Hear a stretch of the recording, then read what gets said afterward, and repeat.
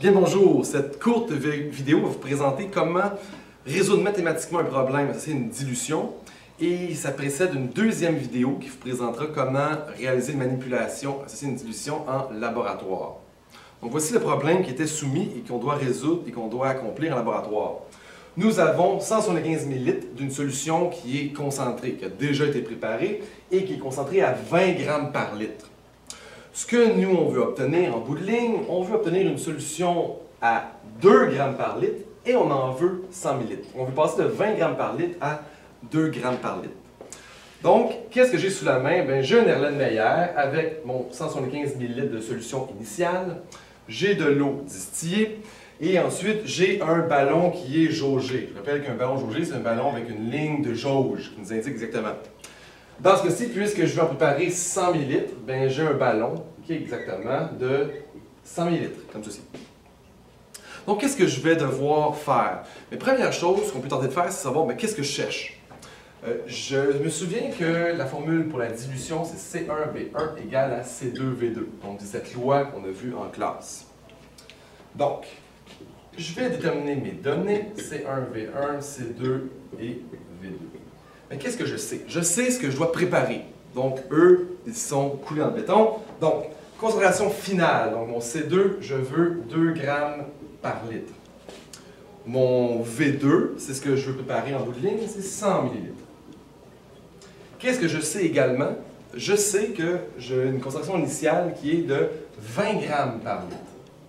Donc, qu'est-ce que je cherche à savoir? Mais quel est le volume que je dois prélever? Parce qu'évidemment, on me donne ici un 175 ml. Mais ça, c'est le volume total de solution initiale que j'ai. Puisque je vais en préparer 100 ml, évidemment, je n'irai pas prélever au complet le 175. Donc, ce que je cherche, c'est le V1. En quoi ça consiste?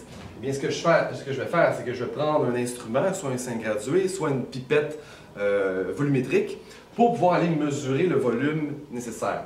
Donc, je vais prélever un certain volume que, pour l'instant, je ne connais pas. Bon, évidemment, en physique, ça ne fait pas une petite vague comme ça, mais ce sont mes talents limités de dessin. Et ensuite, ce que je vais faire, bien, je vais compléter le tout avec de l'eau,